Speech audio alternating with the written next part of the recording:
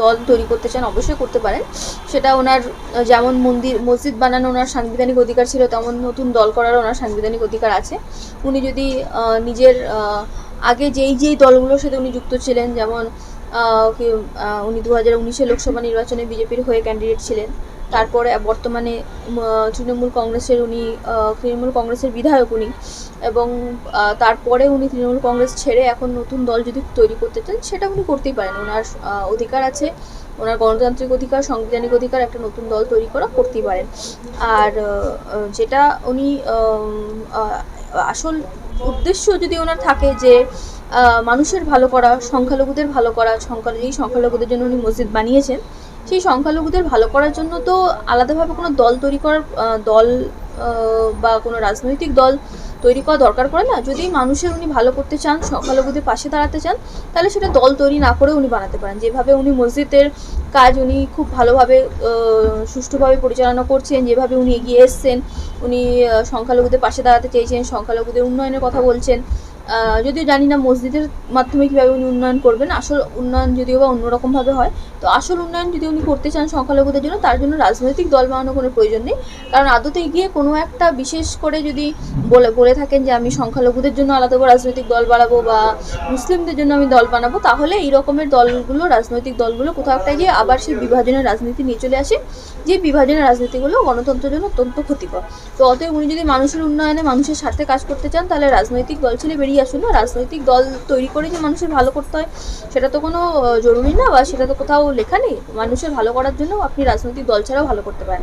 তো তার মানে যদি রাজনৈতিক দলের ঘোষণা উনি করে থাকেন, তাহলে কোথাও একটা গিয়ে তাহলে আমাদের বলতে হবে তাহলে মসজিদ তৈরি ওনার কোথাও একটা গিয়ে রাজনৈতিক উদ্দেশ্য ছিল, রাজনৈতিক উদ্দেশ্যের জন্যই হয়তো মসজিদ তৈরি করেছেন। কারণ মুসলমান সম্প্রদায়ের পাশে থাকার জন্য, সংখ্যালঘুদের পাশে থাকার জন্য, সংখ্যালঘুদের সাহায্য করার জন্য যে রাজনৈতিক দল নিয়ে আসতে হবে, নতুন দল নিয়ে আসতে হবে, সেটা কোনো মানে হয় না।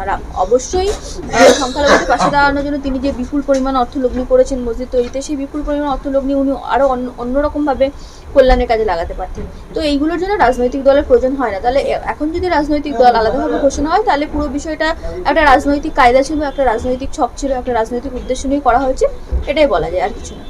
আমরা যেখানে দেখলাম শুভেন্দু অধিকারী তিনি প্রায় সময় বলে থাকেন যে তিনি হিন্দুদের নেতা এবং হিন্দু মুসলিম সম্প্রদায়ের মধ্যে যে একটা দাঙ্গাল এবং সৃষ্টি করেন, এবং আমরা দেখলাম যেখানে বাবরি মসজিদ শিলান্যাস হয়েছে সেখানে দেখছি হিন্দু সম্প্রদায়ের মানুষ সেখানে উপস্থিত ছিলেন, এবং সেই হিন্দু সম্প্রদায়ের একজন মহিলা তিনি বলছেন যে যেখানে জগন্নাথ ধাম মসজিদ তিনি যদি তৈরি করতে পারেন, মানে মুখ্যমন্ত্রী মমতা বন্দ্যোপাধ্যায়, তাহলে এখানে বাবরি মসজিদ কেন হবে না, এই নিয়ে মানে প্রশ্ন তুলেছেন তিনি। দেখুন, ঠিক যেরকমভাবে মুখ্যমন্ত্রী মন্দির তৈরি করাটা যেভাবে হওয়া উচিত না, ঠিক সেরকমভাবে মুখ্যমন্ত্রী মসজিদ তৈরি করাটা হওয়া উচিত না।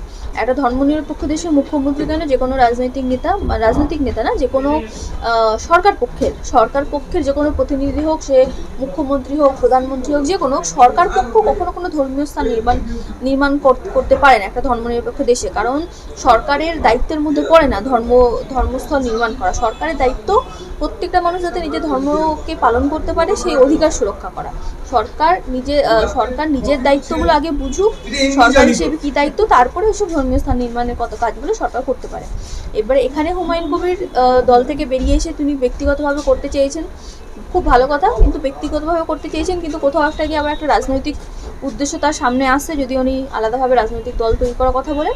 তো এখানে বিষয়টা একটাই, সেটা ভীষণ গভীরভাবে বোঝার বিষয় আছে, সেটা হলো যে বিভাজনের রাজনীতিতে না ঢুকে আমাদেরকে বুঝতে হবে, প্রত্যেকটা মানুষকে নাগরিক হিসেবে বুঝতে হবে বা ভারতীয় হিসেবে বুঝতে হবে যে আমরা এই প্রশ্নগুলো করবো না, মন্দির হয়েছে তো মসজিদ কেন হবে না, মসজিদ হয়েছে তো মন্দির কেন হবে না। আমাদেরকে নিরপেক্ষভাবে বলতে হবে যে মন্দির মসজিদ কোনোটাই সরকার তৈরি করবে না। এইগুলো যেই যার যার ধর্মের ব্যক্তিগত বিষয়, ধর্মীয় অর্গানাইজেশনগুলো করতে পারে, কিন্তু সরকার এগুলো করতে পারে। তাহলে এই যে হুমায়ুন কবির, তাহলে তিনি যে মসজিদ করছে, তাহলে কোথায় কি মনে হচ্ছে যে 26-এর আগে তিনি দল ঘোষণা করবেন, তিনি মুসলিম ভোট ধরে রাখার জন্য এই পরিকল্পনা? আসলে হুমায়ুন কবির কোথাও একটা গিয়ে শুভেন্দু অধিকারী জায়গাটা নিতে চাইছে। শুভেন্দু অধিকারী অন্য পক্ষে আছে, ইনি অন্য পক্ষে থাকতে চাইছেন। এইভাবে বিশেষত আলাদাভাবে দল ঘোষণা করে খুব একটা মানুষের কল্যাণ হয় না। দল ঘোষণা করে সংখ্যালঘুদের কল্যাণ জানি না আমি কতটা হবে, কিন্তু আদতে গিয়ে জিনিসটা একটা বিভাজনের রাজনীতিতে পরিণত হবে, যেই বিভাজনের রাজনীতি শুভেন্দু অধিকারী করে থাকেন। তাহলে আমি ওনাকে আমি এখানে একটাই পরামর্শ দেবো যে দল বিভাজনের রাজনীতিটা না করে যাতে মুসলমানদেরকে এগিয়ে নিয়ে আসা যায় কিভাবে, সংখ্যালঘুদেরকে কিভাবে এগিয়ে নিয়ে আসা যায়, সংখ্যালঘুদেরকে যাতে কিভাবে